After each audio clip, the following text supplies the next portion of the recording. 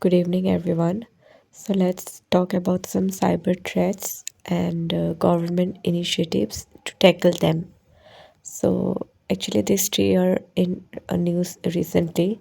So, they are zero day vulnerability, zero day exploit, and zero day attack. So, zero day vulnerability is a software bug unknown to the vendor or parties interested in fixing it, and zero-day exploit is technique used by hackers to escalate privileges using zero-day vulnerability. And finally, zero-day attack. So it's a successful exploit using zero-day vulnerability to damage the whole system. And we can see here that zero-day exploit is a cyber attack that takes advantage of a previously unknown vulnerability in software or hardware, and it is named so since the software vendor has 0 days to prepare a patch. So the vulnerability has already been discovered and exploited by hackers, and once the vulnerability is found, hackers can create and deploy this malicious code. And recently, a cybersecurity firm actually called Arctic Wolf, has disclosed details of an ongoing campaign targeting the 14 and 40 gate firewall devices with exposed management interfaces on the public internet. So we all know that FortiGate is next generation firewalls, and it protect data, assets, and users across today's hybrid environment. And it is built on patent Fortinet security processors. And FortiGate next generation firewalls actually accelerate security and networking performances to effectively secure the growing volume of data rich traffic. And they are also backed by FortiGuard AI powered security services, which help us prevent cyber attacks and mitigate security risks with consistent real time protection.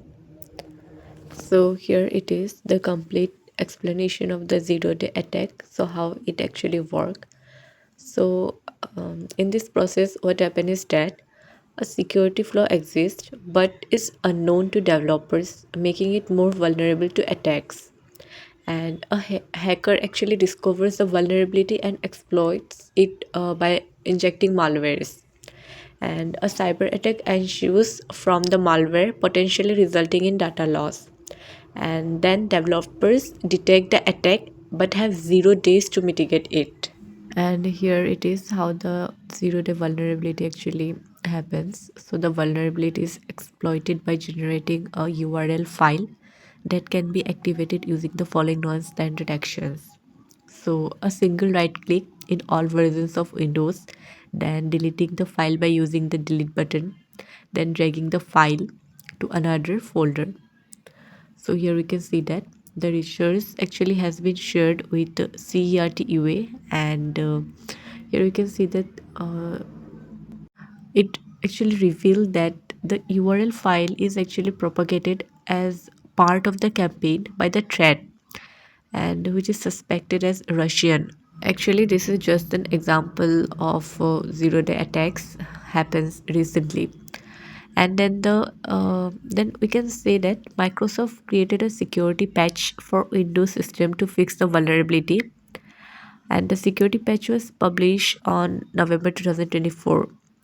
And then what happened is that the URL file communicates with the attackers and the server by some various routines like right clicking the file and deleting and all. And after that, the URL communicates with the attacker server, and then a malware file name is sparkret is downloaded from the attacker server, and after execution the victim machine is infected and communication with the CNC server is initiated. Well, in simple terms, you can say that the attack commenced with phishing emails, which was sent from a compromised Ukrainian government server. And then these emails urge recipients to renew their academic certificates or something like that, and included malicious URL files. and then interaction with its files such as right clicking or deleting or moving or triggering the vulnerability, then it led to some theft, and subsequently the attackers downloaded additional malicious files and including the open source that is spark-red malware and granting them control over the victim's system. After that, the Ukrainian Computer Emergency Response Team that I have already mentioned, the CERT, linked this campaign to the threat and suspected maybe it is Russia. Then the exploitation actually posed significant risks as it enabled unauthorized access to sensitive systems and data with Ukrainian entities. Well, I have taken this example because the incident actually underscores the importance of India's readiness to counter similar threats, and India, being a rising digital power, could be a target for state sponsored cyber attacks, especially from China or Pakistan, and strengthening national cybersecurity frameworks such as Indian Computer Emergency Response Team is very much important. And and also we can say that India's neutral stance in the Russia-Ukraine conflict could be tested as cyber warfare becomes a tool of global politics as well. And India may need to engage in international collaborations on cybersecurity. After that, another example we can say that Pegasus, it's a spyware developed by the Israeli company NSO Group, and it also used zero-day vulnerabilities. And we can say that typical targets for a zero-day exploit include government departments, large enterprises, individuals with access to valuable business such as intellectual property and all, and large numbers of home users who use a vulnerable system. Now let's see some measures taken to counter cyber threats.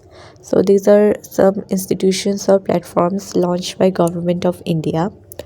So Indian government actually set up Indian Cyber Coordination Center, that is I4C, to tackle cyber crime, and these institutions include National Cybercrime Threat Analytical Unit, National Cybercrime Reporting Portal, National Cybercrime Forensic Laboratory, then training centers, investigation task force, then ecosystem management unit, and National Cybercrime Research and Innovation Center. So this I4C, that is Indian Cybercrime Coordination Center, actually has been rolled out by the Ministry of Home Affairs for the period of 2018 to 2020 to combat cybercrime in the country in a coordinated and effective manner. And after that, we have this Cyber Swachhata Kendra. So it's a government led effort aimed at countering the growing wave of cyber dangers. And it was actually launched this week, and it marked a significant advancement for India. And this free portal run by Ministry of Electronics and Information Technologies, CERTIN, and it actually provides tools to identify and remove malware infections on Windows and Android devices, enabling people to protect their online privacy. So that's all. Thank you.